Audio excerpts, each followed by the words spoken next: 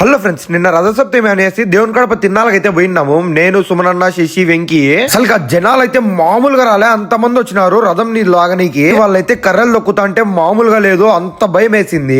దేవుడి రథం గుడి చుట్టూరు తిరిగి మళ్ళా గుడి ముందరకు వచ్చేసింది. ఇంకా అందుకు హారతి ఇచ్చేసినారు. జనాలు అయితే ఫుల్ హ్యాపీ. అసలు లైవ్ లో చూసిన వాళ్ళకి ఉంటది గూస్ బంప్స్ అంటే ఏంటో. అంత మంది జనాలు సక్సెస్ఫుల్ గా రథం ని తీసుకొని వచ్చేసినారు అనేసి అందరు హ్యాపీనెస్ అయితే అంతగా ఉంది. ఇంకా రథం అయితే అక్కడ పెట్టేసి ఇంకా దేవుడిని ఒక్కటి తీసుకొని గుడి చుట్టూ మళ్ళా 2 సార్లు అయితే తిప్పుతారు. ఇంకా కేరళ డ్రమ్స్ తో పాటు తిప్పినారు, చాలా బాగుంది. మా సుమనన్న అయితే ఆ పిల్లలు పెట్టుకుంటా ఆ లైట్లు అయితే అవి పెట్టుకొని తమాష్ చేస్తున్నాడు.